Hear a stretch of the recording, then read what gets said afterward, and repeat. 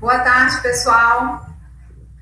É um prazer receber vocês aqui hoje, né, no nosso canal, que nós inauguramos ontem, né, pensando na Semana da Indústria. A Semana da Indústria é uma comemoração que o Sistema FIEG faz todos os anos, porque no dia 25 de maio comemora-se o Dia da Indústria. Então, o Sistema FIEG pensa, né, de uma forma mais colaborativa, mas também ampla, para oportunizar que todas as escolas possam se manifestar de alguma forma em uma semana de atividades. E agora nós estamos em outra era, né, em tempos remotos. Nós estamos no novo formato de pensar e fazer a gestão das competências da escola também. Então, por que não ir para o YouTube? Né, nós pensamos em fazer lives também pelo Instagram, mas entendemos que nesse formato, sendo um pouco curto, a gente não poderia levar a participação de mais pessoas. Então, chegamos à conclusão que essa plataforma seria uma boa alternativa para a gente produzir conteúdo, levar conteúdo e interagir com vocês. De antemão, agradeço as pessoas que estão conectadas conosco agora, né? Tem também os alunos do novo ensino médio, para quem se dirige também essa atividade, porque nós temos um projeto chamado Interárea, que é nada mais que a transversalidade ainda maior dos conhecimentos ligados às áreas do conhecimento em uma atividade. E hoje nós temos essa atividade transformada nessa jornada de lives. Ontem nós tivemos uma live um pouco diferenciada, que foi uma oficina, né, realizada pelos professores de matemática, e hoje nós estamos aqui realmente com esse formato de entrevistas, um formato de comunicação, e que vai ficar no nosso canal no YouTube, tá bom? Comigo aqui hoje estão a doutora Rebeca Dyer, que é a nossa colaboradora aqui do SESI, é funcionária do SESI Jundiaí, mas também é médica do trabalho do SESI Goiás, né? A doutora Rebeca tem uma trajetória no curso, daqui a pouco ela vai falar um pouquinho mais. E ela recebeu, né, atendeu o nosso convite aí da Kátia e do Paulo, que também são professores do Senai, que atuam dentro do SESI nessa questão. Nós reunimos SESI e Senai para fazer o mais completo que a gente tem de educação para o mundo do trabalho. Então, a Kátia e o Paulo, eles trazem a expertise que eles têm da educação para o mundo do trabalho, da vivência dentro do Senai para a sala de aula do SESI. SESI e Senai são instituições irmãs, oriundas da mesma estrutura da federação e que se unem para fazer o ensino médio, para fazer o EBEP, né, que a gente tem aí, que chega, né, para as famílias, chega aí na casa de vocês, na sala de aula. Então, nós estamos aqui em quarteto e o nosso objetivo nessa tarde é conversar um pouquinho com vocês ligado ao Covid, essa situação da pandemia que a gente está vivendo, a estrutura do mundo do trabalho. Então, nós elencamos Semana da Indústria, a produção do conteúdo digital, que a escola, né, é outra fronteira que nós estamos abrangendo, e a temática atual, para a gente poder trazer essa tarde, né, nessa brevidade de final de tarde aqui, conversar um pouquinho com vocês sobre a estrutura de pensar no Covid e pensar no Covid no mundo do trabalho. Nada melhor do que a doutora Rebeca, que é médica do trabalho, e que vai poder dividir um pouquinho com a gente, e nós vamos puxar, viu, doutora, um pouquinho para a nossa realidade também, de sala de aula, das casas dos nossos alunos, das pessoas que estão conosco aqui, para a gente costurar, né, num termo bem goiano, para a gente costurar uma boa conversa nessa tarde de hoje. Sejam todos muito bem-vindos. Eu vou passar agora para o Paulo e para a Kátia, né, e a gente vai conversando juntos aqui. Ok. Obrigado. Bom, boa tarde. Bom, queria iniciar agradecendo a professora Marciane, que é diretora da Escola SESI Jundiaí, que fez essa bela abertura aí para a gente. O tema da live de hoje é saúde e segurança em tempos de pandemia. Quero agradecer também a Kátia, que é outra professora mediadora também da área de conhecimento mundo do trabalho, e agradecer também a doutora Rebeca Dyer França, que vai estar contribuindo aí com o conhecimento aí na área da saúde, relativo ao tema saúde e segurança em tempos de pandemia. Vou passar a palavra para a Kátia se apresentar, e em seguida para a doutora Rebeca. Bom, pessoal, é uma honra estar aqui, né, passando por esse tema que está tão polêmico nos dias de hoje, né, e em relação à nossa área de conhecimento, que é o mundo do trabalho, o quanto é importante frisarmos a saúde, principalmente dos profissionais da área que estão trabalhando, né, para nos ajudar, né, profissionais da área da saúde, profissionais que estão na indústria neste momento, e os nossos alunos terem um pouco de conhecimento, igual a professora Marciana falou, em relação de uma forma mais literal para eles, né, para conhecer o dilema, os temas, com a doutora Rebeca aí participando na nossa live. Então, agradeço a participação, doutora Rebeca, tá? A professora Marciana, professor Paulo, e nós iniciamos aqui com a fala da Rebeca. Doutora Rebeca, se apresentando aí para nós, doutora.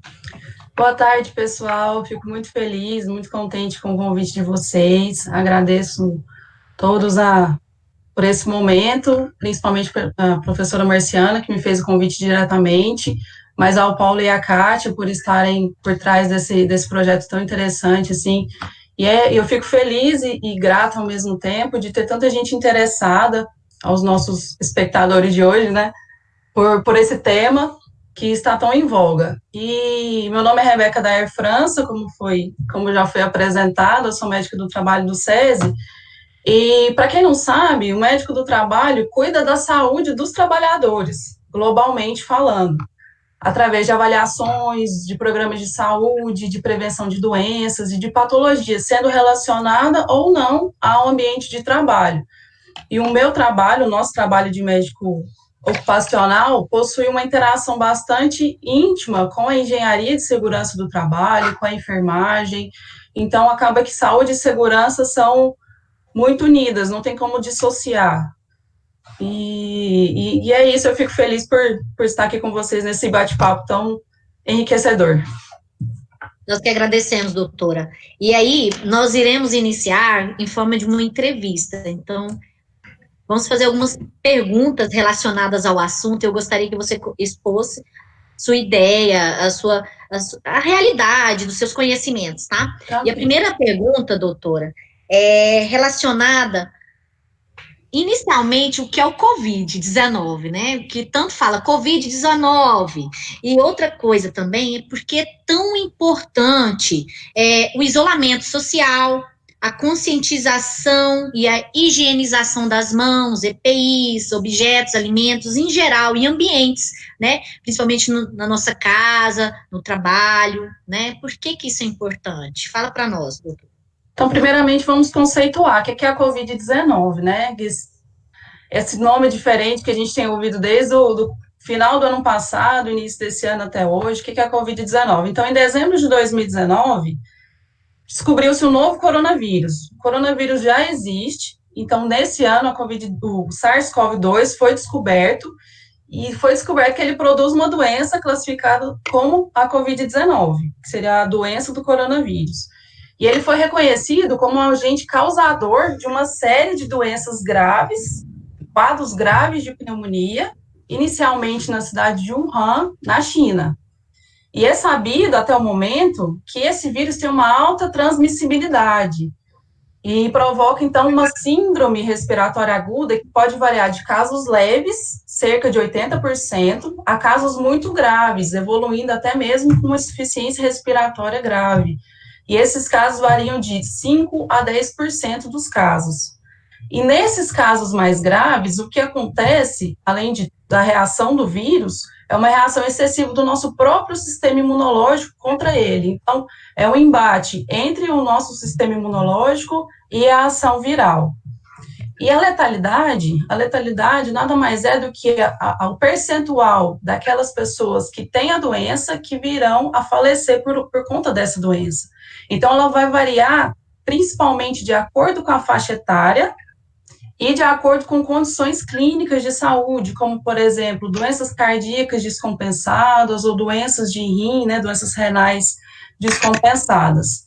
E é interessante eu mencionar também que, em relação à faixa etária, quanto mais idade a pessoa tem, mais chance ela tem de falecer devido ao coronavírus. Por exemplo, a taxa de letalidade de pessoas de 10 a 19 anos é de 0,2%, enquanto, crescentemente, com uma idade maior ou igual a 80 anos, a taxa já sobe para 14,8%. Então, é bastante importante a gente ter esses percentuais em mente. E por que é importante o isolamento e todas essas medidas de higiene, né? Porque a transmissão do SARS-CoV-2 ocorre de humano para humano, de pessoa a pessoa. Mesmo que tenha sido oriunda de uma zoonose, né, de uma doença que veio de animal, hoje é sabido que é passado de pessoa a pessoa por contato com gotículas respiratórias, por tosse, por exemplo, espirro, catarro, e pela saliva oriunda de pessoas infectadas pelo vírus, ou aquela saliva, aquelas gotículas que se depositaram em superfícies que depois disso uma outra pessoa que até então era saudável teve um contato com a superfície e tocou olhos, nariz e a boca, por exemplo. Então, essas medidas preventivas são absolutamente necessárias para evitar uma transmissão de pessoa a pessoa. E por isso que a gente fala tanto em higienização de mãos, de adotar medidas de higiene respiratória, que é a chamada etiqueta da tosse. O que seria isso? Se a gente for tossir ou espirrar, ao invés de cobrir a boca e o nariz com as mãos, é interessante que a gente faça com o cotovelo flexionado, com essa parte do cotovelo, assim, de forma porque a mão é de contato, é ambiente de contato. Então, a gente usa a mão para tudo. Aqui, essa parte do cotovelo, ela tem um menor contato com as outras superfícies. Então, é por isso que é importante a gente fazer ter esse cuidado, sabe? E se for usar um lenço de papel, se não tiver o lenço de papel, a gente usa essa parte do cotovelo, como eu falei. Mas se for usar o lenço de papel, ele deve ser descartado em seguida, essa higiene nasal, e lavar as mãos, com certeza, sempre. Evitar, sempre que a gente não tiver com as mãos limpas, evitar tocar olhos, nariz e boca, e fazer a higienização, além da água do sabonete, que é o principal, que é o melhor meio de higiene, pode usar também a preparação alcoólica 70%, caso o sabonete, a água não estejam tão acessíveis naquele momento. O importante é não deixar de higienizar as mãos. E, falando em higienização de mãos, é importante que, ao lavar, a gente tem que tomar um cuidado. Não é apenas esfregar as mãos com sabão e água e pronto, acabou. Tem que ter um cuidado, e esse procedimento de lavagem de mãos deve durar pelo menos 20 segundos. E tem todo um cuidado. Por exemplo, eu vou citar um passo a passo aqui, mas é algo bem simples que a gente pode encontrar em no Google, na internet, de uma forma bem simples. Mas, assim, o que a gente tem que fazer? Umedecer as mãos, de preferência usar aquela torneira só de pressão, mas se não tiver, não tem problema, a gente faz aquela de torção mesmo, colocar o sabonete nas mãos, a gente vai esfregar uma palma da mão contra a outra, como a gente já tem o hábito de fazer, depois vai entrelaçar os dedos para que a gente possa higienizar essa parte de dentro dos dedos, não só a palma das mãos.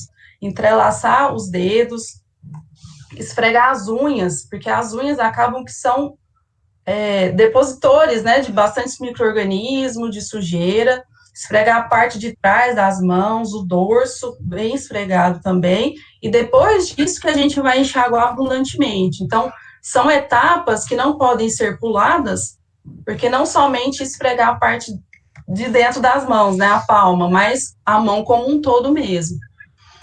E também é importante desinfetar e limpar as superfícies que a gente tiver em contato, principalmente aquelas de uso comum, como maçanetas, interruptores de luz, bancadas. A gente vai até mencionar mais para frente em relação ao ambiente de trabalho, mas, assim, se tiver um computador, teclado, mouse de uso comum, é importante que antes, durante e depois do uso a gente faça a higienização, com a preparação alcoólica, com papel toalhas, e depois descartado, para que a gente possa ter o máximo de higiene possível naquele ambiente de trabalho. Por isso é tão importante. Obrigada, doutora. Beleza. Agora eu vou entrar com a segunda pergunta. Doutora, a gente sabe que tem muitas pessoas, essa pergunta já está mais um pouco relacionada à questão da saúde, muitas pessoas gostam de mudar os hábitos alimentares, para ingerir mais alimentos que têm mais vitaminas nesse tempo de pandemia, ou tomar aquele famoso, de forma goiana, aquele remedinho caseiro. E eu quero saber como podemos aumentar a imunidade do nosso corpo para poder ter uma imunidade melhor para reagir contra esse Covid-19, e quais mudanças de hábitos devemos adotar. E aqui eu quero fazer um paralelo em relação aos hábitos que eu posso adotar dentro de casa e também no ambiente industrial. Certo. Essa pergunta é bastante importante, porque acaba que, relacionado à imunidade, a gente recebe muitos vídeos, muitas mensagens em WhatsApp, por exemplo, disseminando bastante fake news. comer alho vai melhorar a imunidade, por exemplo, ou algum chá, algum suco mirabolante. O importante, Paulo, é que a gente tenha sempre uma boa hidratação, bebendo água ou sucos naturais, de preferência sem açúcar, melhor ainda, optando por adoçantes naturais, se for o caso, né? Também não dá para tomar um suco de limão sem nada de doce. Mas, assim, hidratação é bastante importante. A média de litros por pessoa por dia chega a 2, né? Como a gente já costuma ouvir por aí. Mas isso vai depender de pessoa a pessoa. Se a pessoa tem um hábito de fazer atividade física mais intenso, por exemplo, a quantidade hídrica que ela deve ingerir é maior. Alimentação, procurar se alimentar com frutas, verduras, carnes magras de preferência, legumes, evitar ao máximo alimentos industrializados. Sei que a gente, em quarentena, em isolamento, a gente acaba querendo atacar um doce, um chocolate, uma bolacha, alguma coisa nesse sentido, mas a gente tem que pensar que além da gente estar em isolamento, não está praticando tanta atividade física como deveria, ingerir esses alimentos não faz bem para o nosso organismo, né, que já está acostumado a ter um hábito mais ativo. O sono também é bastante importante, a gente ter uma higiene do sono adequada, dormir na hora certa, acordar na hora certa, ter uma rotina, isso é importante também até para a nossa saúde mental. A saúde mental está bastante em voga nesse momento, né, porque a gente acaba vivendo numa situação não vista antes pela nossa geração. E aí, como a gente está sempre acostumado a ter interação social, contato e tudo mais, quando a gente fica em isolamento, assim, as coisas não ficam muito agradáveis, né? Bate aquela ansiedade, aquele pânico, aquele home office que a gente não está acostumado a fazer, e aí como é que eu vou trabalhar da minha casa? Tem que ter um horário para parar de trabalhar também, tem que ter um horário para começar, e isso é importante, ter um sono e fazer atividade física. Agora as academias estão dando aquela abertura, né? Foi autorizada até pela prefeitura, pelo governo, mas assim, a gente tem que fazer atividade física de forma moderada, para quem já não tem o hábito, e se for fazer atividade física em academia de musculação, por exemplo, é interessante que faça a higienização do aparelho antes de usar e depois de usar também, porque acaba que a gente sua, né, tem todo aquele contato, e fazer o uso da máscara, se a gente for fazer atividade física em um local assim mais compartilhado, mas é bom dar preferência para atividade em casa, se for possível. Às vezes quem mora em prédio não tem opção, né, porque você não vai ficar pulando, fazendo polichinelo, vai incomodar o vizinho de baixo, mas se puder fazer uma atividade física em casa, ou se tiver um quintal, brincar com o cachorro, dar uma volta com o cachorro, pelo menos no quarteirão, é interessante, e manter aquela rotina de evitar ficar vendo televisão o dia inteiro, para aqueles que não estão em época de aula, às vezes. Isso é importante para a gente manter a nossa saúde mental, porque isso tudo que eu falei acaba fazendo com que a nossa saúde mental se mantenha saudável, né, saúde saudável, mas que a gente tenha uma melhor imunidade, então. Beleza. Doutor, agora relacionado ao ambiente empresarial, né, as indústrias, as empresas em geral, né, o que as empresas devem adotar para amenizar os riscos aos funcionários? O que elas estão fazendo? O que elas devem seguir? Os critérios, né, relacionados à segurança dos funcionários, dos trabalhadores? Certinho, essa é uma pergunta bastante importante, porque surge a dúvida para muitos empresários, né, industriários nesse momento. O que eu posso estar fazendo com o meu trabalhador se eu não tiver como dispensá-lo para fazer home office, por exemplo, né? Porque acaba que, se tiver essa opção, é interessante. Mas o que eu devo fazer naqueles ambientes de produção, que a produção não pode parar, ainda mais indústria alimentícia, farmacêutica, tem que continuar produzindo, até, dependendo do caso, até aumentar a produção, né? Todo esse momento que a gente está vivendo. Mas é importante disponibilizar lavatórios com dispenser de sabão líquido, de papel toalha, e frascos ou dispenser de álcool em gel por toda a empresa. E é bom também orientar os trabalhadores quanto a essa higienização, não é apenas colocar o sabão líquido ou o álcool em gel na estação de trabalho e pronto, sim. É importante estar orientando um a um, e explicar para eles como que deve ser feita essa higienização, tanto em casa como no trabalho, né, porque acaba que saindo do trabalho a pessoa vai para casa direto, e aí tem que ter aquela higienização dentro de casa. É importante orientar também os cuidados que deve ter com o álcool, tanto o álcool a 70% líquido como o álcool em gel podem causar queimaduras nessa época de pandemia, que a gente acaba usando muito álcool, é bastante proeminente, né? A incidência aumenta bastante. Aí pode usar outras substâncias de desinfecção no ambiente de trabalho, estabelecer as regras também de espaçamento de 2 metros entre as estações de trabalho dos indivíduos. Se não tiver como mudar a jornada de trabalho, colocar em outro horário, um outro local de trabalho, que tenha pelo menos 2 metros de uma estação ou de um indivíduo para outra. Usar sempre a ventilação natural.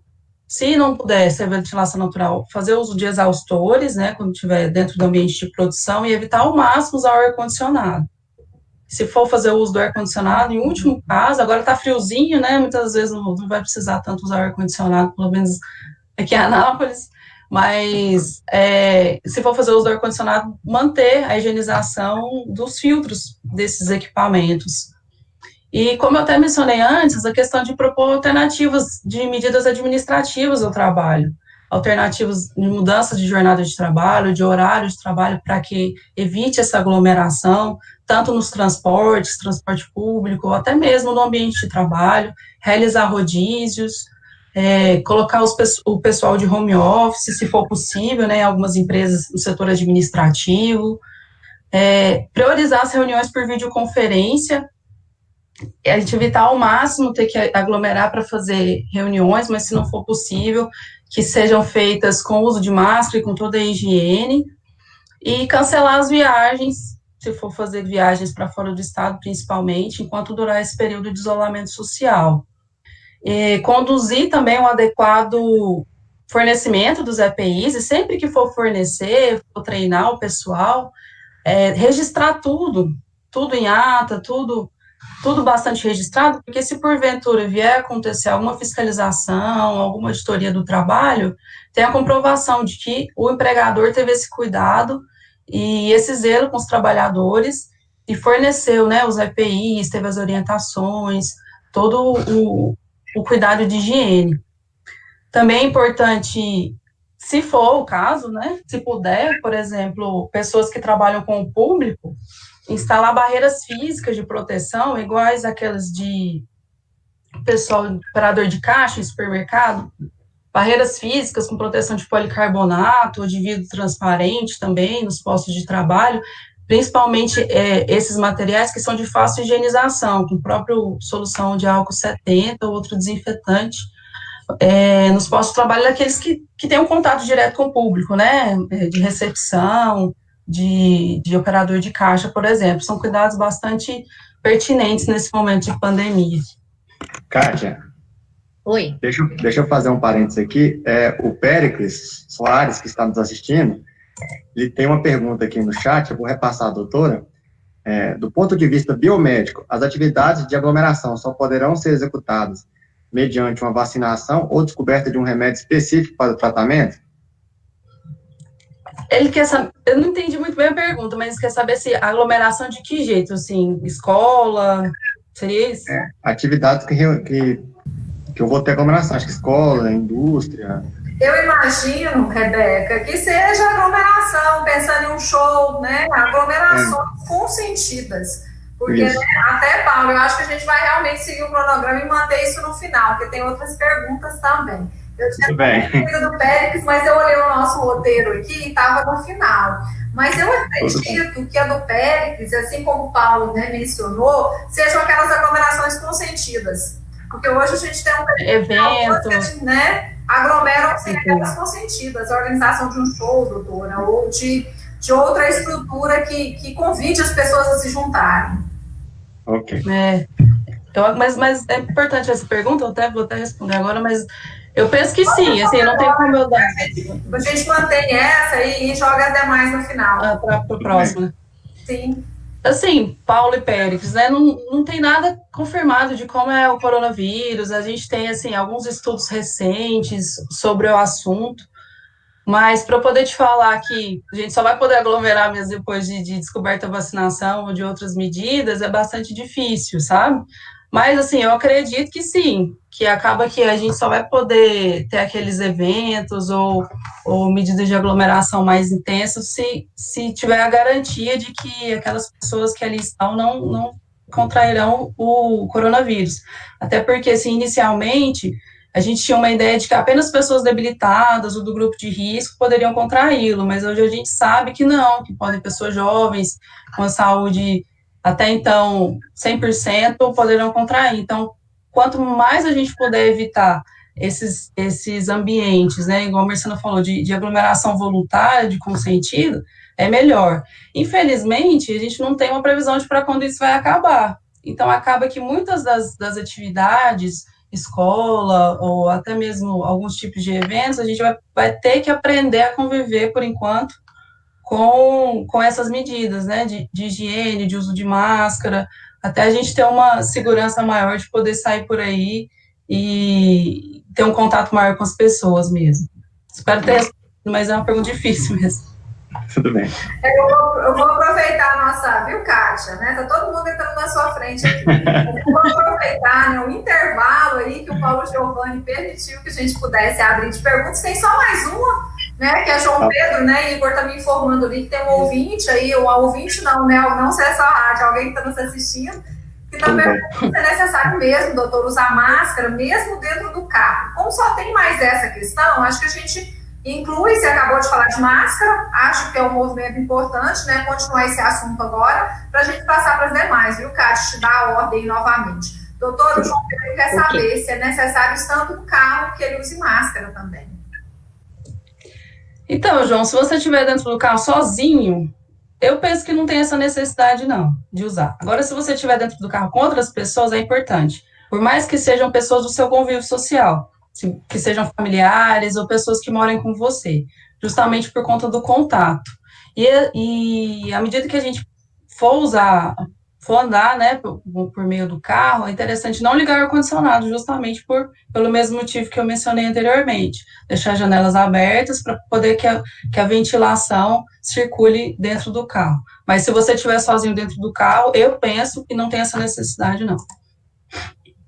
É engraçado, porque eu venho de carro, né? Mas assim, eu só tiro a máscara se os vidros estiverem fechados, porque eu penso assim, que se eu ficar com as janelas abertas, pode vir uma gotícula em cima de mim, então eu uso a máscara com a janela, mesmo sozinha, eu uso dentro do carro, né? Então, para se prevenir, é melhor usar, eu acho, né? E assim, Kátia, também quando a gente vai sair de casa, a gente coloca a máscara, e entra no carro, sai, faz as coisas, e é interessante que só tira depois que chegar em casa. Só que se não tiver um desconforto, né, tiver aquela falta de ar, de estar com a máscara, pode tirar, mas tem que ter todos os cuidados que eu vou falar mais pra frente de como manipular essa máscara, sabe?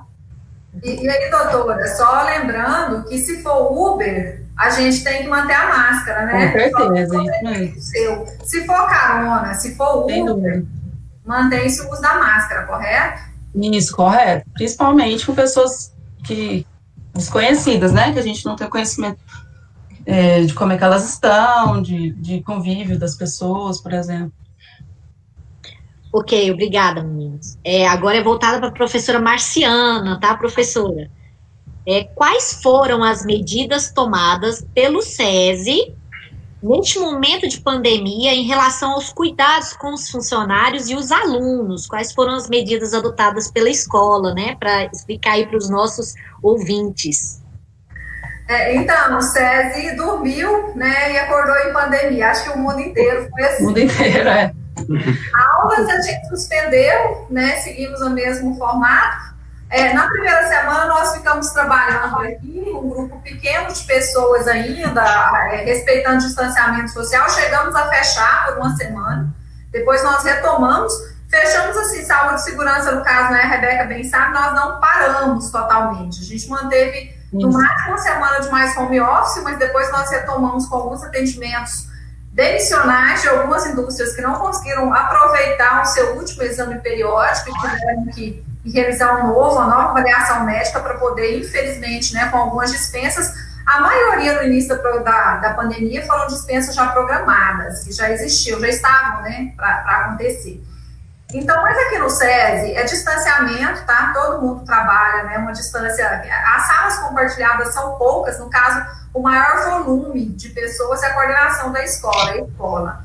As outras salas lá ligadas à saúde, cada um tem sua sala. Mas é isso, é um distanciamento, máscara para todo mundo aqui dentro do SESI, álcool gel, que já é uma prática em todas as mesas, ficou realmente, além de obrigatório, mais incisivo nos corredores também. A temperatura das pessoas está sendo aferida para entrar, né, na unidade. Tem uma pessoa exclusiva para ficar aferindo a temperatura, e caso, né, haja uma temperatura acima, né, a Rebeca vai saber até falar melhor que eu, como a gente já tem um serviço de saúde, a pessoa, né, tem uma triagem específica para isso. Mas adotamos as mesmas medidas que as outras, que a maioria adotou, que é distanciamento, álcool gel, e a insistência da cultura, da consciência, do cuidado individual e do cuidado do grupo. Porque em situações como essa pandemia, não basta só cuidar de mim. A gente tem que aprender que eu cuido de mim para cuidar dos outros também. Perfeito. Então, eu sou até, né, às vezes os meninos estão sem máscara, eles me veem e correm para colocar, que eu vou cobrar, né, a máscara. A gente fixou também os locais que as pessoas estão trabalhando recadinhos de como retirar, né, essa máscara, como poder colocar. Aliás, é melhor não tirar, mas se caso tomar um café, tomar uma água, essa questão do manuseio dessa máscara também, né, doamos algumas, nós fazemos inclusive do trabalho do Senai, né, a Miss Clay gentilmente doou máscaras aqui pra gente, agora o Dario também está enviando outras máscaras. Então a gente está nesse processo e principalmente insistindo no novo processo educacional em viver numa pandemia, que é o que a gente tem hoje, né? Inicialmente a gente vai passar em 15, em 30, né? Como é que isso passa? E hoje a gente está criando novos entendimentos. Essa semana a gente vai até falar um pouco mais nas outras lives sobre isso. Mas é isso, Kátia, é a consciência, são políticas atuais, pontuais, e políticas de conscientização que essas não acabam nunca, né? Elas são perenes. É um processo educacional mesmo, é aquele constante, perene e insistente também. Obrigada, professor. Vai, Paulo. A próxima pergunta agora, ela é direcionada à doutora Rebeca, e ela vai tratar do uso de máscaras. As máscaras de tecido que foram orientadas a serem usadas pelo Ministério da Saúde são eficazes na prevenção e como devo higienizá-las corretamente? Então, Paulo, diante dessa emergência, né, de saúde pública que a gente está enfrentando internacionalmente, a Anvisa estabeleceu algumas medidas que são temporárias, né, de caráter excepcional, com o intuito de facilitar o acesso da população para aqueles produtos auxiliares na nossa prevenção do contágio e avaliadas também como de baixo custo, do ponto de vista avaliado, né, na relação do risco-benefício como favorável aos pacientes e à população de um modo geral, sabe? E o efeito protetor das máscaras, vou até mostrar a minha aqui, vou tentar com um elástico um pouco desgraçado, vou ter que trocar, inclusive. Mas assim, ó, a minha aqui, ela é de tecido duplo, e o que ela faz? Ela cria uma barreira de proteção entre a partícula e o meu rosto. Por isso que é muito importante usar máscara no nariz e na boca. Se a gente for usar só na boca, sinceramente, não adianta de nada, sabe? É melhor ficar sem. Já que é tão desconfortável ficar, é melhor a gente ficar sem a máscara do que ficar com o nariz de fora, por exemplo. E aí essa barreira do tecido de proteção, ela vai bloquear, então, essa transmissão das gotículas, e as gotículas vão ficar retidas no tecido. Mas isso aí também vai depender do ajuste, do vazamento de ar, do grau de aderência dessa máscara no rosto da pessoa e depois do descarte adequado dessa máscara. Então, essas máscaras de pano que são feitas com itens domésticos, ou feitas em casa, ou por artesãos, né, que a gente vê por aí, vende-se máscara, acaba que tem muitos locais que a gente vê que estão fazendo o comércio dessas máscaras, isso é bastante interessante, tanto por conta do comércio local, né, para dar aquela fortalecida, e como por ser de baixo custo, e sendo uma medida adicional de saúde. Acaba que, nesse momento, pequenas medidas como essa, no final, geram um grande impacto na pandemia. E apesar de não fornecer uma proteção total, não zera o risco de contágio, ela reduz bastante o contato do vírus com o nosso organismo. E qualquer pessoa, pessoal, pode fazer uso dessa máscara. Não sendo profissional de saúde, qualquer pessoa, se for fazer uso de transporte público, for a uma farmácia, supermercado, pode usar essa máscara, obedecendo, igual eu falei anteriormente, a aderência, ao tamanho da máscara. Até mesmo crianças podem utilizar essa máscara, pessoas mais debilitadas. Sendo assim, é importante que a gente siga 4 regras básicas. Essa máscara não pode ser compartilhada, nem mesmo se ela estiver lavada, ela deve ser compartilhada. Ela é de uso único e individual.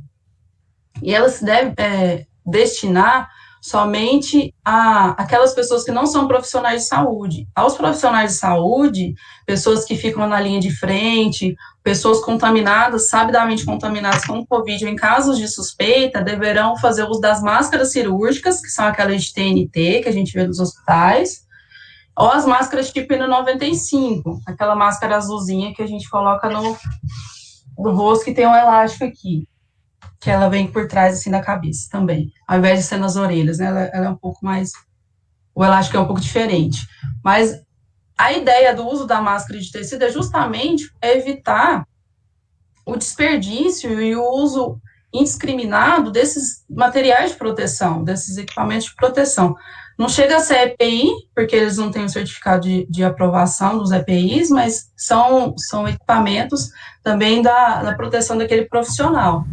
Então, quem não é profissional de saúde, as pessoas que vão usar na rua, por exemplo, não é interessante que faça uso daquelas máscaras. Se tiver, se vê por aí para vender, deixa para aquele pessoal de linha de frente, porque aquelas máscaras são descartáveis. O uso por um tempo bastante curto, assim, cerca de 3 horas, de 2 a 3 horas, ele deve ser descartado. Então, acaba que é um recurso finito, né? Ele vai acabar uma hora.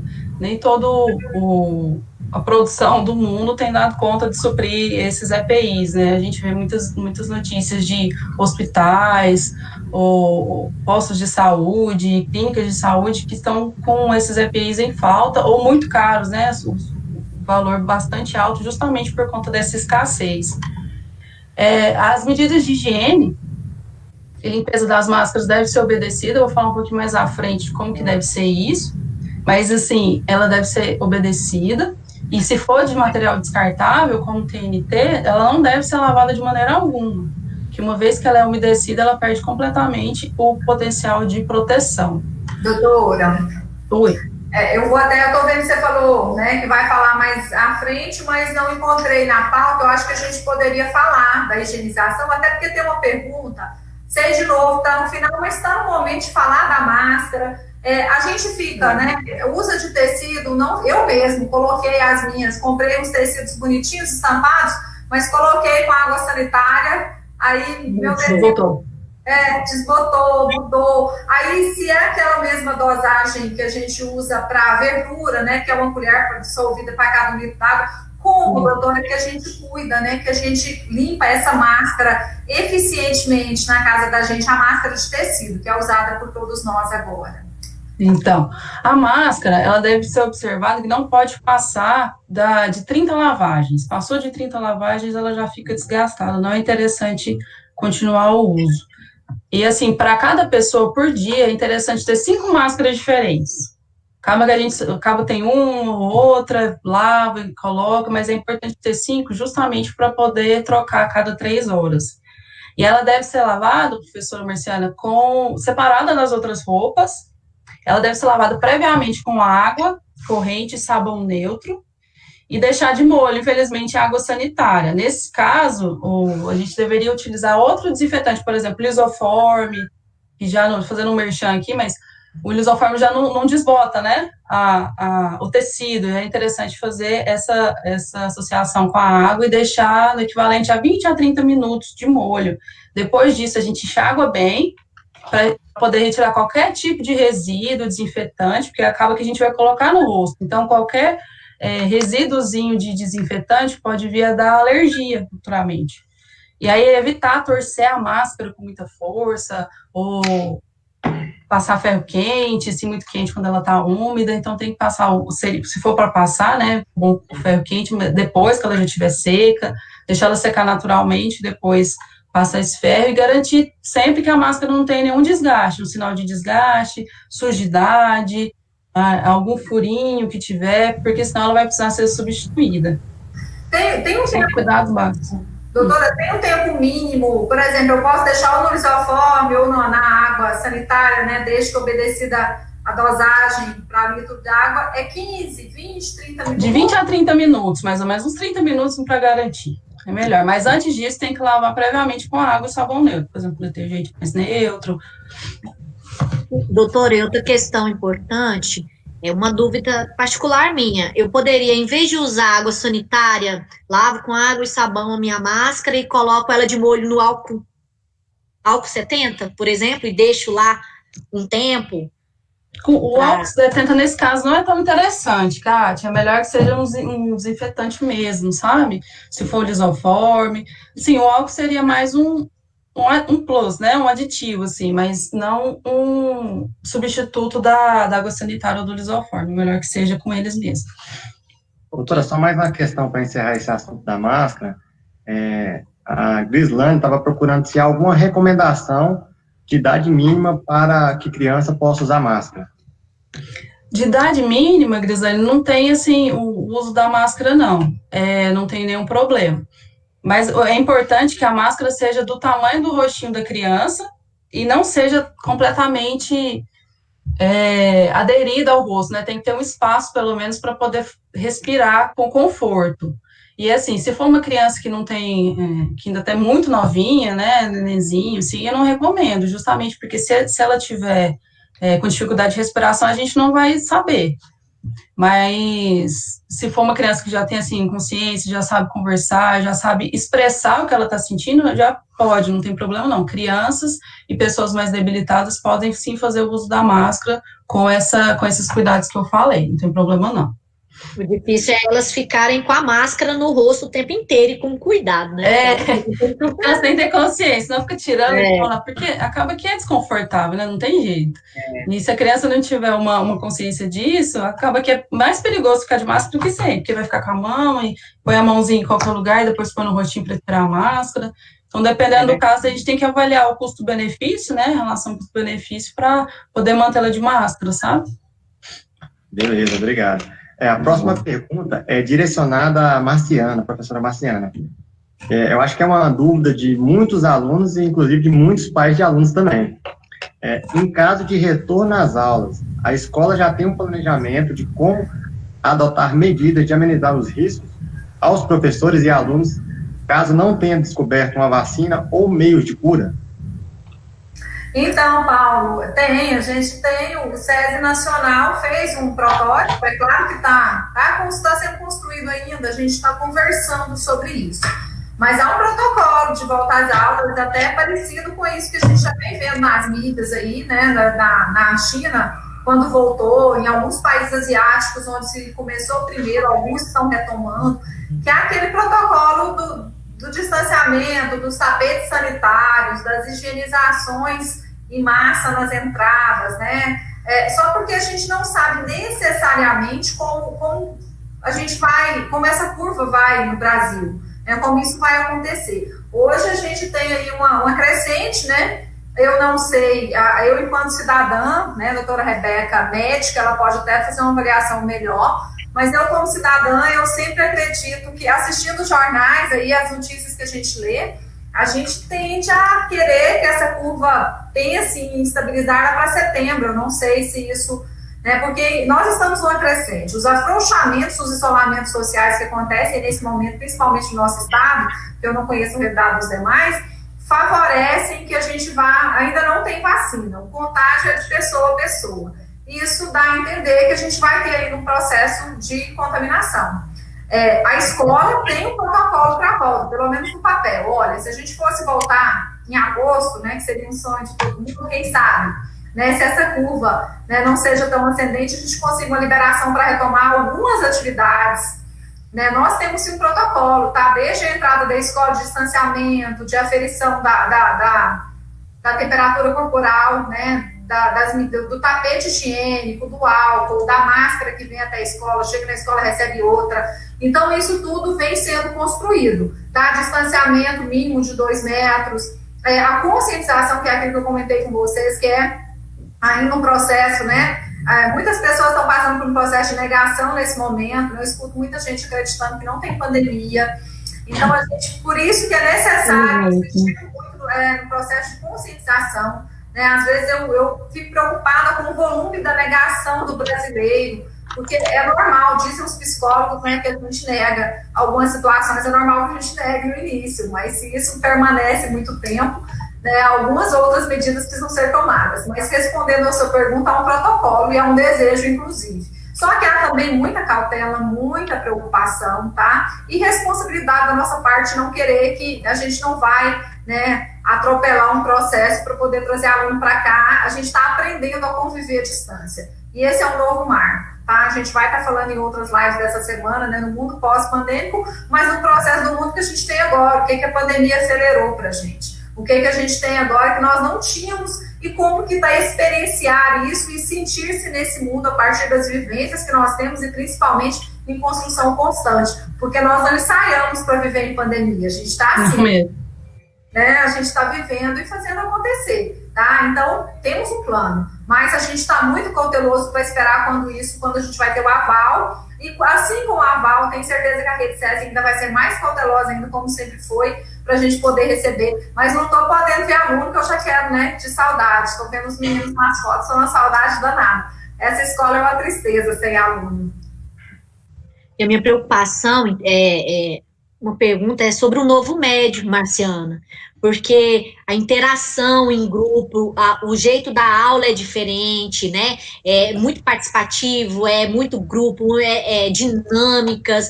Então, assim, esse momento aí de afastamento dos alunos vai ser meio impactante nesse novo modelo de ensino nosso aí, viu? Porque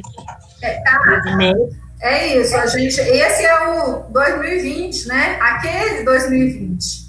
Agora, quando nós retomarmos, a gente vai ter um novo 2020, se a gente retomar esse ano. Então, a gente, como eu disse, a gente precisa se reinventar. Aquele novo médio era um novo médio que não tinha pandemia. Agora, nós temos que fazer um novo médio com pandemia. Nesse momento, a gente está fazendo, que nós estamos aqui, né, conversando com as pessoas conectadas, né? Vocês estão também no ambiente de trabalho, a Rebeca está na casa dela, está em home office, mas a gente está reinventando o processo de fazer um debate, construir uma aula, né, de ter uma interatividade. Olha a riqueza, né? Não queremos louvar de forma alguma a pandemia, mas olha a riqueza desse momento, da gente poder conversar. Talvez na aula a gente não conseguia trazer a Rebeca presencial aqui.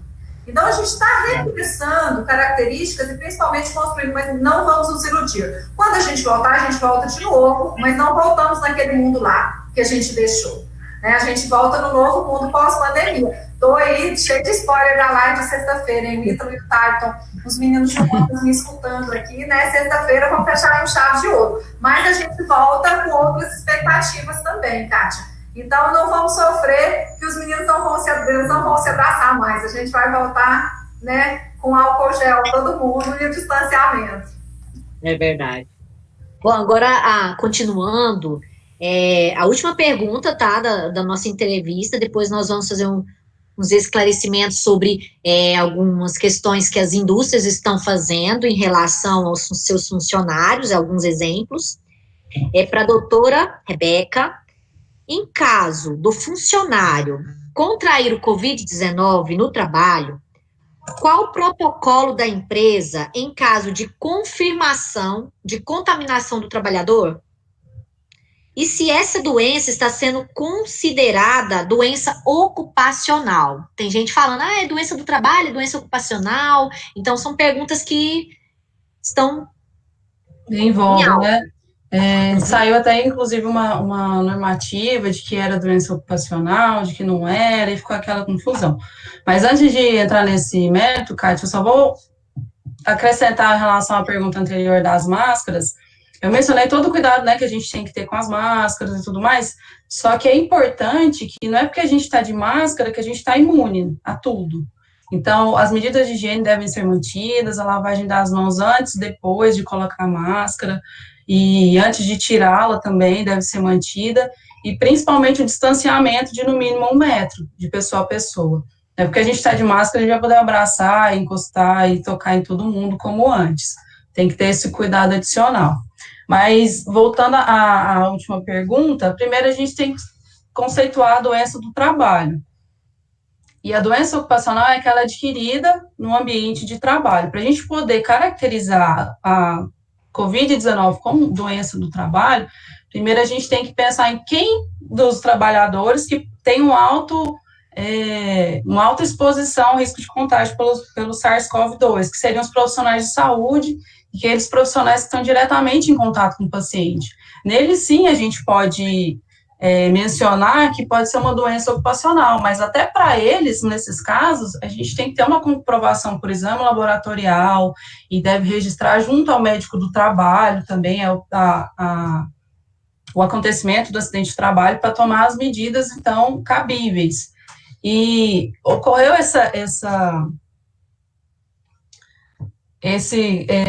como é que fala? Ocorreu esse susto, né, em relação nossa, doença do trabalho, não é doença do trabalho e tudo mais, mas é porque na Lei 8.213, que é a lei majoritária, já está escrito que, vou até ler aqui para vocês, no artigo 20, no parágrafo 1º, dispôs que não são consideradas como doenças do trabalho a doença endêmica. Nesse caso, a gente pode ler até doença pandêmica, que quando a lei foi descrita, não existia essa opção de pandemia, até existia conceitualmente, mas até então a gente não tinha vivido tempos de pandemia. Então, foi mencionada a doença endêmica, que é a doença típica daquela região. É como a gente mencionar malária ou febre amarela no norte do país, é uma doença endêmica. Não quer dizer que o trabalhador adquiriu a malária ou a febre amarela no norte trabalhando, que foi justamente do trabalho. Não tem como a gente caracterizar que aquele mosquitinho que picou, que deu a doença foi aquele que estava justamente no trabalho. É um exemplo, né, que eu estou falando aqui. Mas, assim, é uma doença endêmica adquirida por segurado, habitante de região em que ela se desenvolva, salvo em comprovação, como eu mencionei, do profissional de saúde, de que é resultante de exposição ou contato direto determinado pela doença do trabalho. Então, nesses casos, o coronavírus, ele é uma doença atualmente reconhecida como comunitária. Então, não tem como não vai acontecer, se Deus quiser, mas se eu adquirir o coronavírus, não quer dizer que foi no SESI, não quer dizer que foi na escola, não quer dizer que foi no supermercado, não quer dizer que foi trabalhando, pode ser adquirido em qualquer ambiente, até mesmo descendo o elevador do meu prédio, ou entrando no carro e passando pela garagem. É uma doença atualmente conhecidamente comunitária. Então, eu posso adquirir o coronavírus em qualquer lugar que eu vá. Posso encostar numa maçaneta infectada, ou no corrimão infectado, levar o nariz e a boca e adquirir. Justamente por isso que a gente não pode caracterizar para todo mundo como doença ocupacional. Tem que ter um vínculo, um nexo causal bastante estabelecido pelos casos confirmados, pelo trabalhador, feito juntamente ao médico do trabalho, e se porventura realmente for constatado que foi realmente no trabalho, foi naquele hospital, que eu sou médico de UTI, por exemplo, que eu adquiri, aí sim a gente consegue fechar esse nexo causal sendo doença ocupacional, mas por hora, por exemplo, qualquer um de nós, nas nossas atividades costumeiras, mesmo eu sendo médico, eu acabo não tendo um contato direto com o contaminado. Então, no meu caso específico de médico do trabalho, eu não posso dizer só pela função de médica que eu adquiri trabalhando. O meu risco de contrair a doença é o mesmo do Marciano, é o mesmo do Paulo, é o mesmo da Kátia no momento, que é diferente de um técnico de enfermagem que está lá fazendo um teste rápido no trabalhador, por exemplo, né? Para deixar bem claro isso. Então, nesse sentido, não é interessante a gente falar que o coronavírus é uma doença ocupacional. Então, tem que ser estudado caso a caso. E caso venha a contrair, né, que foi a pergunta inicial, a Covid-19 no trabalho, primeiramente, a gente tem que fazer uma avaliação desse ambiente de trabalho. Foi mesmo no trabalho? Tinha um trabalhador contaminado? Um trabalhador com teste positivo? Se sim, é melhor evacuar aquele setor, liberar todo mundo para casa, ficar monitorando o trabalhador, mesmo aqueles assintomáticos. Às vezes a gente só tem a noção de um que está sintomático, mas assim, todos aqueles que tiveram contato com a máquina naquele turno, ou em um turno diferente, que não foi feita a higienização correta. É importante a gente fazer essa rastreabilidade desses trabalhadores que são potenciais de contrair a doença. Então, aí vai fazer a liberação desses trabalhadores e acompanhar. Pode ser de 48 em 48 horas, de 24 em 24 horas, como é que você está, como é que você passou, você evoluiu com sintoma, não evoluiu.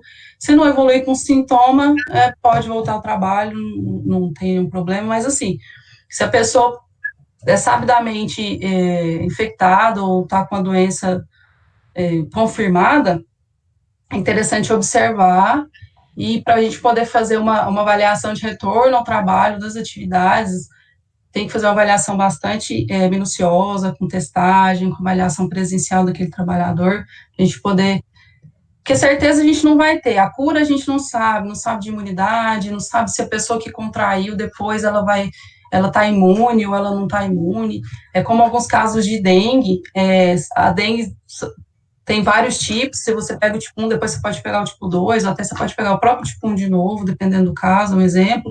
Mas, assim, como o coronavírus é tudo muito novo, não tem como a gente garantir que aquela pessoa que foi tratada está 100% curada. A gente vai observando sinais e sintomas, resultado de exame, situação epidemiológica, né, ver aquele pessoal daquele ambiente, como é que está evoluindo.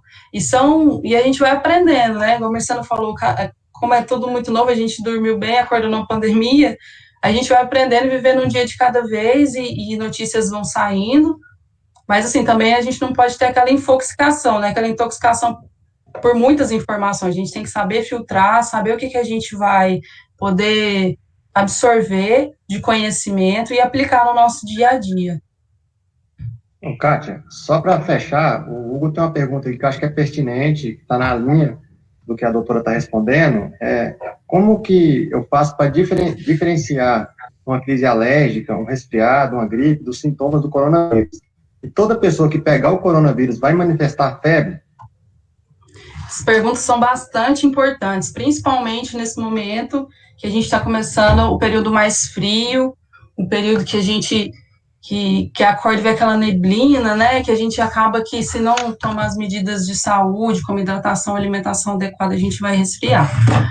Então, os sintomas são muito, muito semelhantes, muito inespecíficos, não é todo mundo que vai evoluir com febre, tem aqueles casos de quadros leves, que não vão evoluir com febre, às vezes nem com tosse, já vi casos que evoluíram só com coriza, nariz escorrendo. Eu vi, em conversa com médicos, assim, informalmente, eles me relataram que teve evolução só com coriza.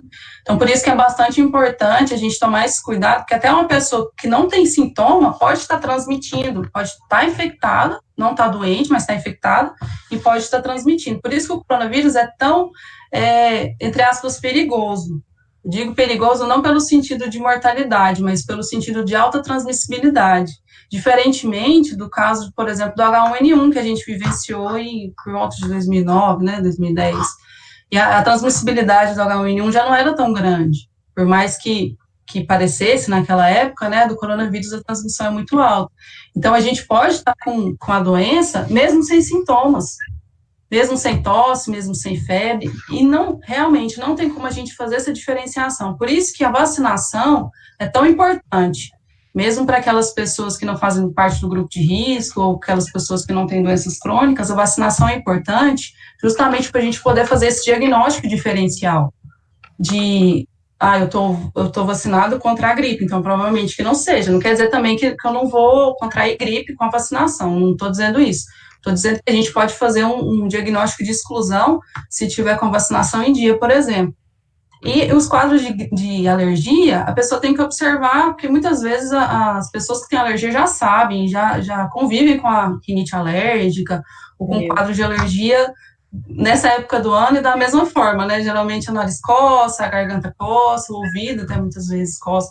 E a pessoa tem uma noção de como é que é. E todo ano ela tem nessa época, que é sazonal, e evolui com os mesmos sintomas. Então, dá para a gente ter mais ou menos uma noção do que é alergia e do que seria o coronavírus. Mas eu não posso te garantir de que só porque você está com o nariz coçando ou escorrendo, você não está com a Covid. Por isso que é bastante importante a gente ter as medidas de higiene, tanto em casa, como nos ambientes que a gente for frequentar de modo público, né, supermercados, farmácia, evitar tocar nas coisas, e cuidado para pôr a mão no rosto. Espero ter respondido, mas é difícil mesmo fazer esse diagnóstico diferencial. Kátia, eu e Paulo, né, eu acho que vocês têm aí passar uma vivência, né, das indústrias, mas a gente tem 4 perguntinhas também, então estamos aí no limite, faltando 30 minutinhos no máximo, né, do que a gente estabeleceu para ficar conectado. Então, eu queria, né, sugerir, né, se vocês realmente querem trabalhar as expertises, as experiências das indústrias, e depois a gente vai finalizar com as 4 questões, ou se vocês gostariam já de incluí-las. Vamos incluí-las agora, já que estamos respondendo, depois, se der tempo, a gente faz um fechamento, tá? Pode ser, Kátia, prossiga então. Posso falar, né, Paulo? Vou falar aqui. Tem um aluno aqui, Pedro Anthony, ele é do primeiro 5, se não me engano, do novo médio, do primeiro ano. Ele faz uma pergunta que é particular minha também. Como lidar com medo do convívio social no futuro pós-corona? O medo do convívio. Fabiana, corre aqui. Chama a Fabiana, mas eu não sabia. Eu acho que vou intrometer um pouquinho aqui com a Rebeca, porque eu acho que, Pedro, é o medo de todo mundo. Geral. Geral. Então, eu acho que parte da perspectiva dos recursos que a gente lida com os nossos outros medos também, né? Quando a Rebeca estava falando agora há pouco, né, de ser considerada uma doença ocupacional, ela citou a palavra endêmica. Depois dessa lei, né, depois dessa consulta aí, que foi para o STF, voltou, a gente já teve o OMS, né, flertando com a possibilidade de considerar o coronavírus endêmico. Não é algo efetivo ainda, mas o que nós temos hoje? Uma possibilidade de ter vacinas, mas a possibilidade de não ser 100% eficazes, e a principal e mais real de não chegar para todo mundo agora, a vacina mesmo daqui a um ano, quando ela for consolidada. Então, Pedro, a gente vai ter que aprender a lidar com esse medo. Então, eu acredito, né, que o principal recurso é trabalhar como a gente lida com os outros medos também. A vida não pode parar. Isso não é uma chamada para ser irresponsável e dar continuidade. Como eu disse agora há pouco, a gente precisa mudar o formato de viver. A pandemia, ela é um marco social, é um marco histórico também. A partir disso, a gente vai ter outras, a gente vai aprender. Né? Ontem eu vi um vídeo, né, o canal falando que está jantando online com algumas pessoas, né? Eles chamam para jantar, mas cada um, né? Se eu janto aqui, você janta na sua casa, e a gente abre o Google Meet aqui ou qualquer aplicativo e vamos jantar online. Mas a gente precisa aprender a lidar como a gente lida com os nossos outros medos também, né? Perguntando para a gente por que aquilo me provoca esse medo. Com o Covid, nós sabemos como evitá-lo. É claro que há uma linha muito tênue de contágio, porque por ser uma doença altamente contagiosa. Mas a gente sabe que tem que usar máscara, hoje eu descobri aqui com a doutora Rebeca que eu não posso lavar mais de 30 vezes, eu estou vou comprar mais máscaras, que eu lavo muitas minhas máscaras, doutora. E fiquei pensando, eu vou ter que adquirir mais máscaras também. Então, cada dia que a gente lê, a gente convive, a gente vai buscando novas informações. A gente não está indo para a festa, não está sendo imprudente, então nós estamos nos protegendo. Mas a gente tem que transitar também na serenidade para que a vida não seja tão atormentada a ponto de perder a saúde mental, né? Porque eu lembro até daqueles provérbios, né? Que fala 50% morreu da doença, os outros de medo. Então, a gente não pode deixar que o medo tome conta a ponto de outras doenças aparecerem, inclusive as psicológicas, que já é um dado aí, né, que a Sociedade Brasileira de Psicologia já sabe, e é outro enfrentamento que a gente tem durante e pós-pandemia, do medo que vai elencar através dessa situação que a gente está vivendo, tá? Então, Pedro, a gente tem que aprender a conviver serenamente com o medo, mas buscar ajuda quando esse medo, a gente não conseguir sozinho dar as nossas respostas. Eu tenho essa pergunta que eu trago comigo, né? Por que isso? Quando eu sinto alguma coisa, eu me pergunto, por que isso está me incomodando? Por que eu não gostei disso? Né? Não será por que isso aconteceu comigo? Não, por que isso está me incomodando agora? Então, são alguns gatilhos que a gente faz para a gente poder desenvolver esse caminho de saúde mental no trabalho, na vida pessoal. E principalmente quando essas respostas não forem tão rápidas, tão coerentes ou tão tranquilas do ponto de vista de você e seu espelho, que é um ótimo diálogo, que a gente busque ajuda. porque todos nós estamos com medo. A gente vai precisar aprender a caminhar e transitar para que o medo não seja paralisante, que o medo nos deixe mais cuidadosos, mais atentos, buscando novos caminhos, novos desenhar da vida, mas que ele não seja como um parasita, que ele não seja algo que necessariamente, né, no ponto de vista de parar, de deixar a gente sem ação, tá? Se a doutora quiser complementar. Eu gostaria de complementar. Além de tudo isso que a professora Marciana comentou, a gente tem que saber também filtrar o que a gente vê. Se a gente for ficar vendo televisão, abre o YouTube, só tem vídeo de coronavírus e notícia e morte e tudo mais, a gente não vai viver, né? E além de toda a saúde física, a saúde mental, como eu falei anteriormente, ela é primordial para a gente poder seguir e enfrentar essa pandemia. A gente tem também que manter o equilíbrio. A gente não pode ser daquelas pessoas que não estão nem aí, que eu não vou usar máscara, que igual eu já vi muitos casos falando que é uma invenção para derrubar o Bolsonaro, é uma invenção da China, isso não existe, é coisa do Trump, é a Terceira Guerra Mundial e tudo mais. Também não é para tanto. E também a gente não pode ficar dentro do quarto, isolado completamente, sem ir trabalhar, com medo de tudo. Então tem que ter um equilíbrio, a gente tem que ter foco. E como a professora Marciana comentou, se de tudo não conseguir, a ansiedade muito grande, o pânico muito alto, é bom procurar a ajuda de um psicoterapeuta, de um psicólogo, para a gente poder ter com quem conversar e saiba que você não está sozinho nesse momento, né? Como é tudo novo para todo mundo, crianças, adultos, idosos. Inclusive, estava conversando com um senhor esses dias, atendendo um paciente. Ele, no auge de seus 80 anos, comentou comigo que nunca antes, na história de vida dele, ele viveu um momento tão assustador. E aí, ele pensar que 80 anos ele viu muita coisa, né? Viu várias guerras, ditadura militar, e tantas outras doenças. Mas até para todas as idades, todo tipo de pessoa de classe social, etnia, a gente tá unido nessa. Infelizmente, a gente acaba que não tá na mesma linha, assim, de vivência, mas precisando até de mim, de apoio, com certeza o pessoal da escola, da saúde, a gente está unido nessa, pode contar com o nosso apoio, seja até para conversar, só para tranquilizar, falar de alguma forma, assim, para alguma informação mais fidedigna, né, porque às vezes a gente vê tanta coisa, recebe mensagem no WhatsApp, vê fake news, meu Deus, e aí a gente fica desesperado, saber filtrar, então, no final as informações que a gente vai absorver e procurar o profissional adequado para poder estar do seu lado nesse momento.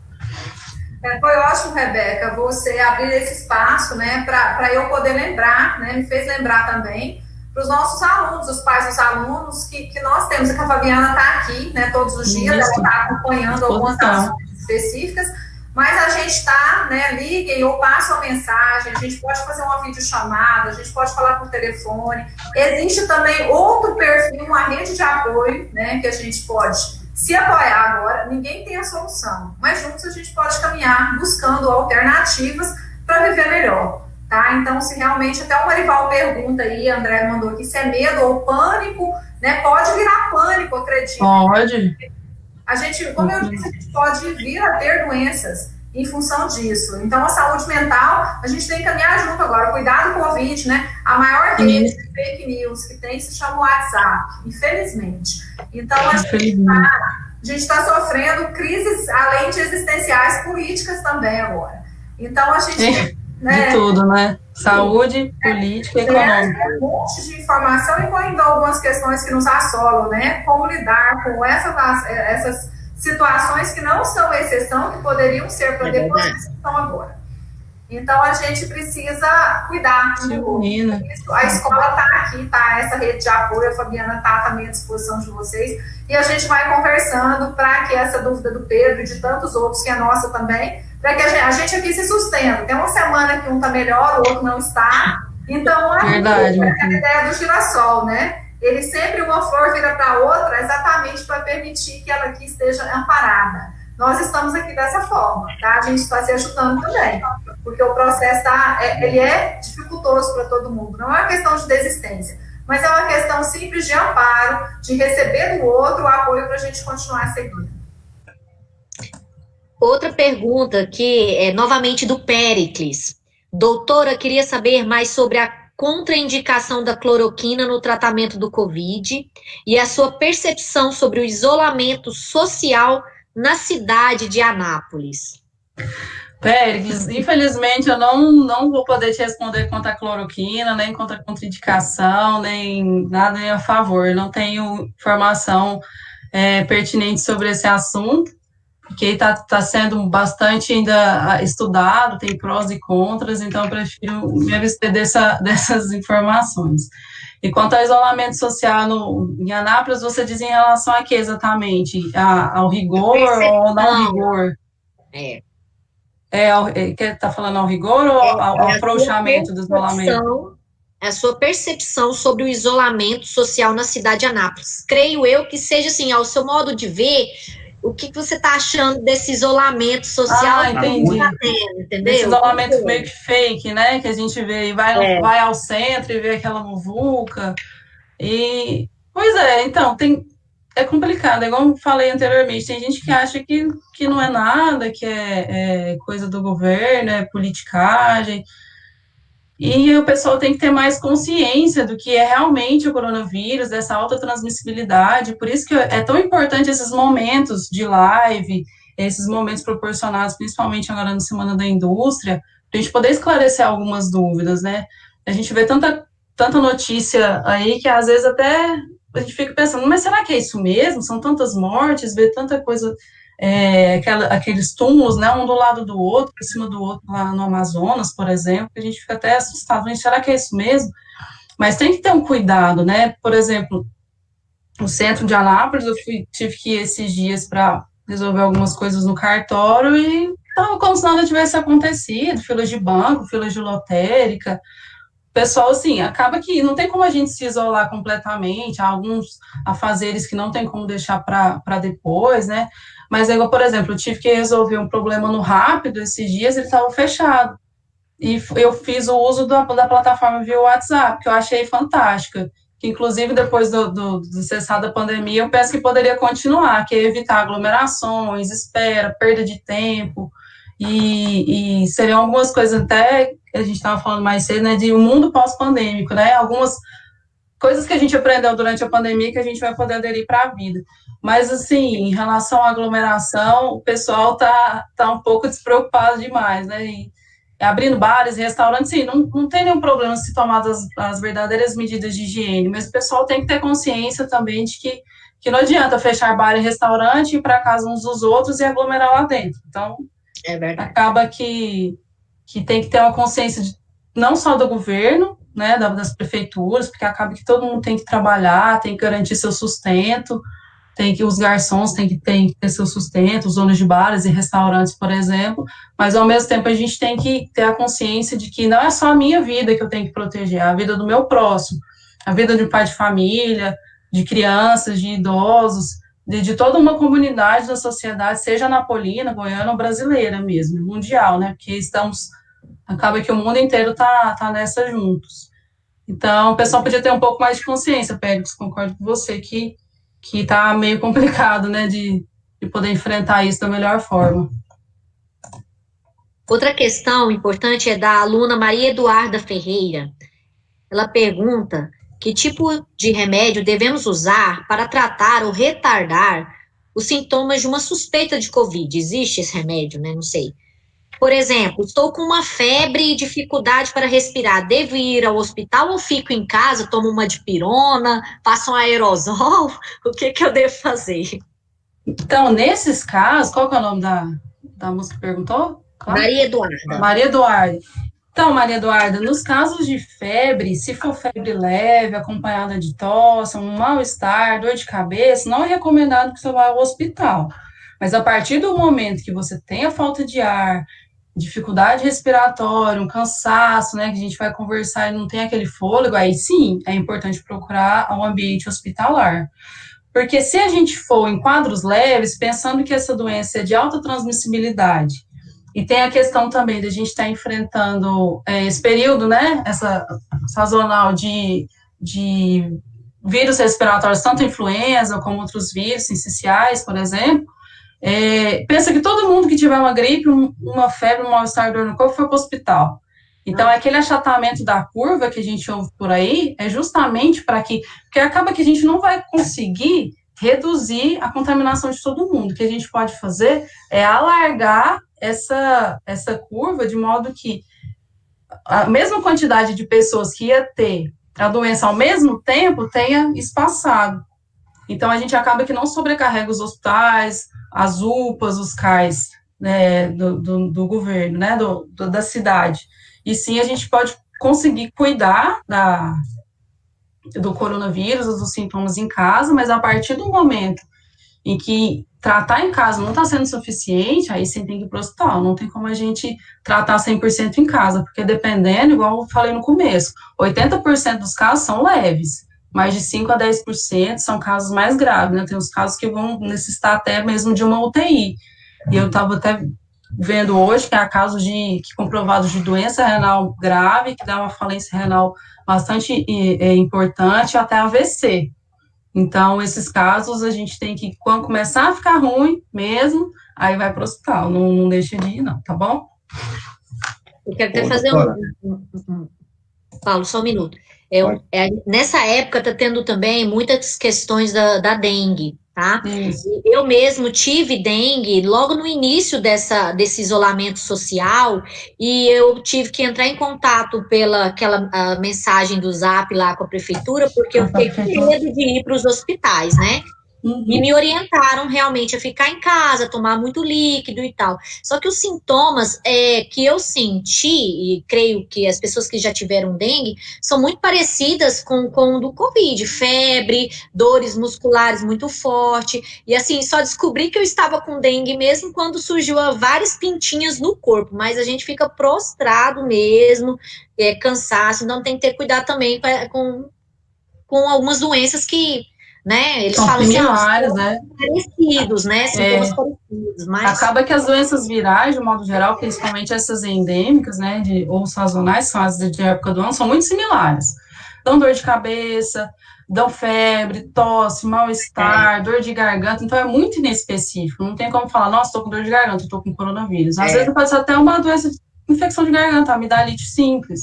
Mas a gente só vai saber mesmo fazendo a testagem, fazendo o PCR, né, se for no caso dos 3 dias de sintoma, para a gente poder ter essa certeza. E ainda assim, com esses exames, a gente não pode afirmar 100% de que está positivo ou está negativo. Então, melhor a gente cuidar de forma que ficar em casa, descansar, se alimentar bem, tomar bastante líquido, né, igual te orientaram, Kátia, porque acaba que o tratamento da maioria das doenças é similar.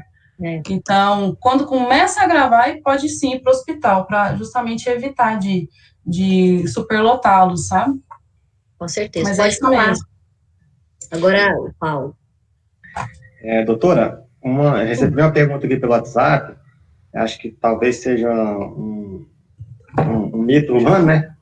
Ela está procurando se locais com clima mais elevado, com a temperatura mais elevada, tem uma taxa de contaminação menor do que em locais mais frios?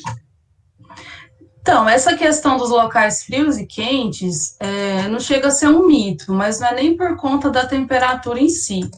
É porque em locais quentes, em ambientes ou épocas do ano mais quentes, a gente tem a tendência de deixar janelas e portas mais abertas, né?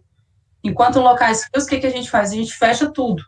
E esse hábito de fechar, os vírus adoram, né? Porque aí eles podem proliferar e contaminar a maior quantidade de pessoas possível. Então, não é nem pela temperatura em si, é pelo hábito que a gente tem nesses locais. Então, é por isso que é bom ventilar, ventilação natural, evitar ao máximo ar-condicionado, deixar janelas e portas bem abertas e ventilando, porque quando o frio, tá todo mundo querendo ficar muito pertinho do outro, e de blusa e fechar tudo. Aí o vírus adora esse tipo de ambiente, por isso, entendeu? Eu mesmo à noite, lá em casa, nesse frio, eu tava fechando tudo, agora eu vou começar a deixar aberto. Não precisa deixar muito aberto, não, senão vai ficar muito frio. Mas tendo uma corrente de ar assim, Paulo, já é interessante, viu? A minha sala é fria, e esses dias eu não fecho a janela mais, acaba passando frio aqui, porque Por conta disso. Eu queria só salientar, acho que em Manaus, nunca fui em Manaus, né? Mas Manaus é quente também, né? É um clima mais úmido, porque chove. Isso, no norte, de um modo geral, Pará, Maranhão, os casos estão pipocando lá mesmo assim. Que infelizmente estão vivendo, né, intensamente aí a aceleração das curvas, né? Então, realmente ventilar, mas entendo, né, pelas experiências que o fato de ser quente também não está aí eliminando, né, a transmissão do vírus. Justo.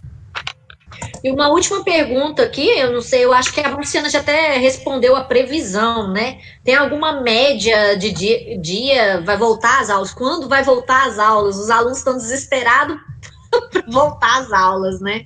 É difícil, né, Marciana? Como que você vai falar? Eu adoraria ter essa data, né? A gente gostaria muito de ter uma data para voltar às aulas, né? É uma doença. Eu estava pensando, nós temos 6 meses a média aí, né? Que surgiu lá na China, o coronavírus. Então, é novo para todo mundo, né? Tá aí a Rebeca, os médicos estão. A gente não sabe nem se é imune quem já teve corona.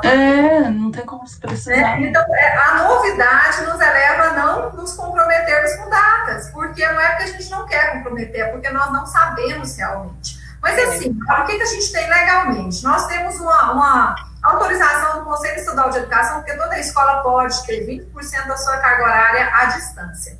O Conselho Estadual de Educação, ele ampliou essa atividade, ele flexibilizou a jornada do ano letivo, aquelas horas que constituem a carga horária mínima das escolas básicas, para que pudessem acontecer à distância.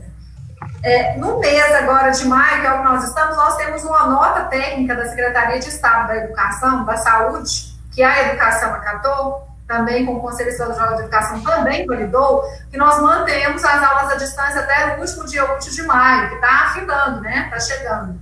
Mas não tem nada escrito lá em junho ainda, mas nós sabemos que não há possibilidade nenhuma de retomarmos em junho, tá? Então fica a nossa expectativa, né, que dependendo da curva, do nível de contágio, da situação do estado, que a gente possa em julho ter um olhar de como será o agosto, porque em julho nós estaremos de férias escolares, o calendário continua, vai ser cumprido daquela mesma forma, a gente vai realizar aí, né, os processos finalísticos, né, pode se chamar de avaliação de progressão dos estudos agora no mês de junho. Julho nós estaremos em férias, né, não tem aula online, né, eu sei que vocês vão ficar muito tristes, mas em julho não tem aula online. E em agosto, eu acredito que em julho há algumas discussões para a gente poder dizer para vocês como vai acontecer agosto, mas data eu não tenho.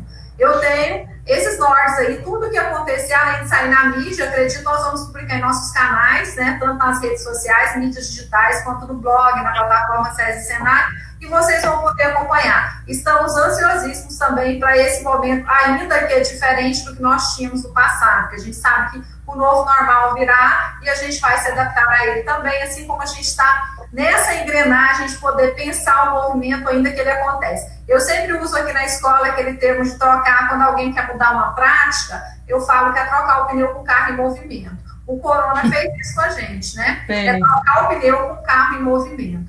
E aí, datas oficiais não existem, mas existe toda a disponibilidade da gente a conversar e manter vocês informados sobre esse assunto.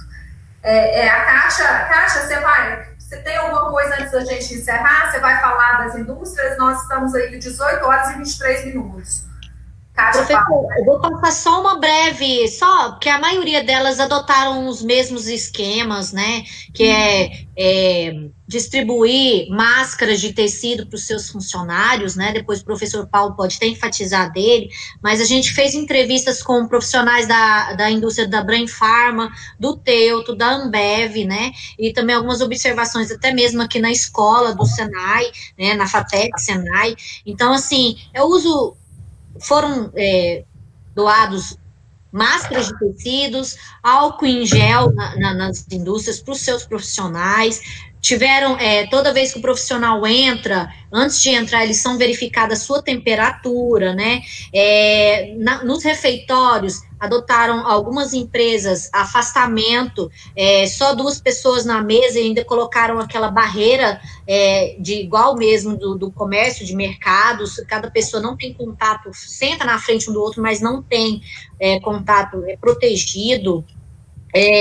dispensers de álcool em gel por todas as partes, né, e colocaram muito dos seus funcionários que têm do grupo de risco em afastamento mesmo, deram férias coletivas. Então, essas indústrias estão seguindo a rigor simplesmente o que o Ministério da Saúde pediu, né? É claro que tem na mídia aí alguns relatos de profissionais que adquiriram o Covid e estavam trabalhando na indústria, mas aí tiveram recurso de fazer o teste para identificar, foram isolados os profissionais que estavam em contato com esses outros profissionais, e até o momento não tem nenhuma notícia, assim, que esses profissionais ficaram internados em estado grave. A maioria deles estão tendo vamos dizer assim, sintomas leves, né? Eu até estava conversando com um amigo meu que esteve em contato com uma dessas pessoas, ele falou que a pessoa só teve coriza, e ausência inicial do odor e do sabor. Foi esse o sintoma que a pessoa sentiu. Então, como a gente varia, não dá para falar, né? Então, assim, estão tomando medidas na hora do transporte, cada profissional senta separado num banco só, e pula uma fileira de banco e senta outro. São questões, assim, que realmente estão forçando, estão orientando seus profissionais, e eu deixo aqui sempre eu falo nas minhas aulas, né, nesse momento da gente estar reforçando com os adolescentes que querem sair, né, o isolamento, o cuidado com os mais velhos, usar máscaras, fazer as higienes das mãos, porque é muito importante nesse momento acreditar que essa doença tanto pode ter um efeito leve, quanto pode causar a morte, né, o que a gente anda assistindo mesmo aí. Quer falar alguma coisa, professor? Só complementando, a gente, como a Kátia falou, a gente entrevistou algumas empresas, né, dentre elas teve também a Bioextintos e a Caoa. Algumas das medidas foram o rodízio de ônibus, né, distanciamento social dentro do transporte. Na hora da entrada, o pessoal tem que obrigatoriamente lavar as mãos ou passar álcool em gel. Como a Kátia falou, tem álcool distribuído em todos os locais das empresas. Ao adentrar, cada área de trabalho tem a quantidade mínima, ou mínima não, máxima de funcionários que pode ter por área. E a questão do almoço, algumas empresas estão dispensando o funcionário na hora do almoço, só trabalha até meio-dia, e outras, na hora de servir, tem as pessoas certas para servir a refeição.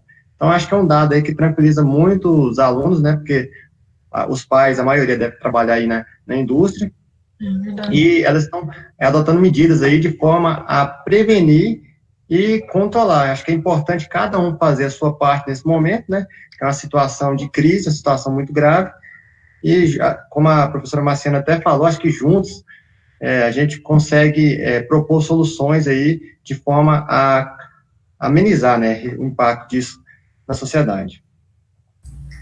Ok, eu vou fazer as considerações finais, né, agradecendo vocês, porque não dá para abrir de novo aí para cada um fazer a sua, né. Eu estou ouvindo vocês, lembrando que no SES nós tivemos essas medidas do sistema FIEG como um todo, que é a redução de jornada, né, através também nós perdemos parte do compulsório, do recurso que nos mantém, né, por 3 meses inicialmente. Então a gente tem carga horária reduzida e salário reduzido também, né, de nós aqui, né, nós 4, eu não sei os meninos, os professores, que aqui no sistema, no SESI, nós adotamos um pouco diferente, mas Rebeca e eu estamos, né, com carga horária salário reduzido, né, no meu caso, carga horária, a gente vai caminhando por aí, até porque é uma série de compromissos que eu não trabalho com carga horária há um tempo, até pela função e pela estrutura do que eu me comprometi a fazer, né, pela decisão que eu tomei em assumir a gestão. Mas, de qualquer forma, tem férias progressivas, tem férias que foram antecipadas, então, em geral, nós prestamos serviço também. Estou ouvindo, Rebeca, dá para a gente fazer uma live para falar da nossa testagem rápida, qualquer dia desse, né?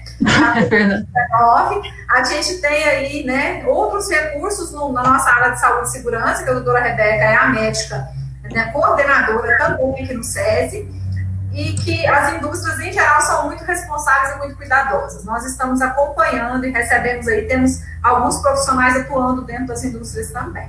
Mas a gente quer agradecer a doutora Rebeca, né, Eu agradeço imensamente. Por ter aceitado o convite, né, a Kátia, ao Paulo, estendo aí a professora Miss Clay, ao Pedro, né, a equipe do Senai também, que oportunizou que eles pudessem estar conosco nesse movimento de hoje. E vocês, né, que estão aí nos acompanhando, todo o pessoal de apoio que esteve em todo momento, enviando perguntas, cuidando para que saísse da melhor forma possível. Foi a nossa primeira experiência desse formato no YouTube, né, a gente está estreando, como eu disse ontem, Neto e Michele fizeram, mas não foi assim em formato de entrevistas, não foi ao vivo como nós estamos agora, né? Nós queremos agradecer a audiência, inscrevam, quem não está inscrito ainda, se inscreve no canal, porque nós vamos produzir conteúdo, não só da Escola SESI, mas do SESI Jundiaí, a partir desse canal, né? Agradeço a companhia, a paciência, a pertinência do tema, e que a gente possa discutir isso juntos, e principalmente, como o Paulo acabou de dizer, atravessar isso juntos. Né, porque não é algo que, não, infelizmente, assim, estamos vivendo algo histórico, né, de certo ponto de vista. Algumas pessoas, nós não temos avós que viveram, porque a última pandemia também está, né, muito tempo atrás, ou algumas pessoas, não está da nossa geração não tem experiências dessa história para a gente poder partilhar agora. Tá? Mas a gente vai fazer o nosso melhor para poder passar isso de uma forma que fiquemos positivamente na história e a gente consiga ainda ajudar as pessoas que nesse momento sofrem ou têm alguma dificuldade maior do que nós enfrentamos para poder passar esse período. Tá ok, pessoal? Muito obrigada. Tenham todos uma boa... Obrigada, professora. Obrigada. Agradeço pela disposição, viu, pessoal? Obrigada, doutora. Fiquem com Deus. Obrigado, pessoal. Até mais. Abraço, gente. Um abraço.